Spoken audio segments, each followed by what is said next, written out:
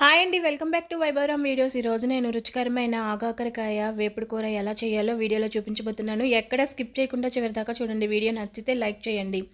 ఈ ఆగాకరకాయ కూరకి ఆగాకరకాయలను అయితే శుభ్రంగా కడిగి ముక్కలుగా కట్ చేసి వాటర్లో వేసి పక్కన పెట్టుకున్నాను.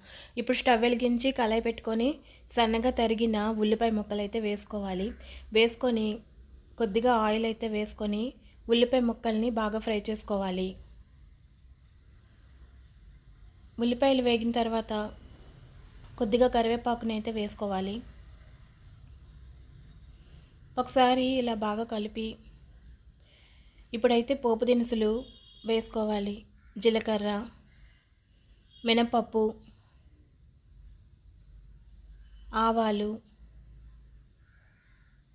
ఆవాలు వేస్తున్నాను. ఆవాలు వేసుకోవాలి. ఇలా పోపు దినుసులు వేసుకున్న తర్వాత 4 ఎండుమిరపకాయలు కూడా ముక్కలుగా చిదుపుకొని వేసుకోవాలి. పోపుని ఇలా బాగా ఫ్రై చేసుకోవాలి మీడియంలో పెట్టుకొని. ఈ ఆగాకరకాయ కూర ఒకసారి మీరు కూడా ఇలా ట్రై చేయండి, చాలా బాగుంటుంది రైస్లోకి.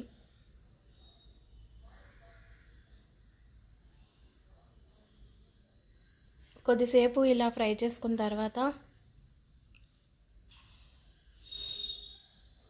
కడిగి పెట్టుకున్న ఆగాకరకాయ ముక్కలను అయితే వేసుకుంటున్నాను.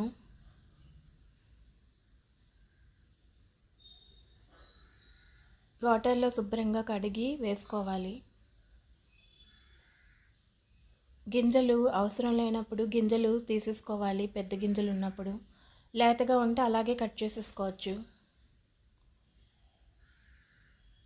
ఈ ఆగాకరకాయ కూర టమాటా తోటి ఇగురులా చేసుకోవచ్చు, ఇలా ఫ్రైలా కూడా చేసుకోవచ్చు.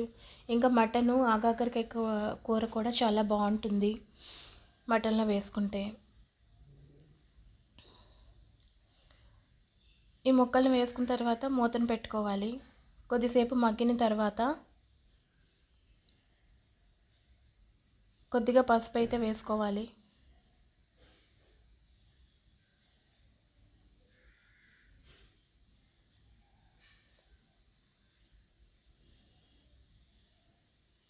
టేస్ట్కి సరిపోయినంత సాల్ట్ కూడా వేసేసుకోవాలి.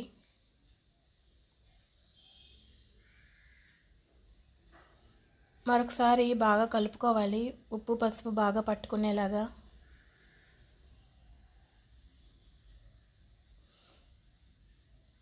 ఇలా కలుపుకున్న తర్వాత మూతనైతే పెట్టుకొని మగ్గించుకోవాలి.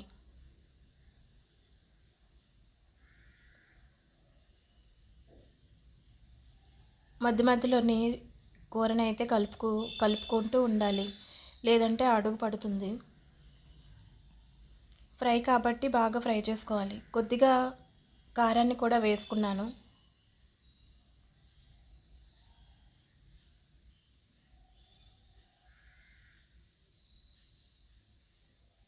ఇలా మాటికి కలుపుతూ ఉండాలి, లేతే అడుగు పట్టి మాడిపోతుంది.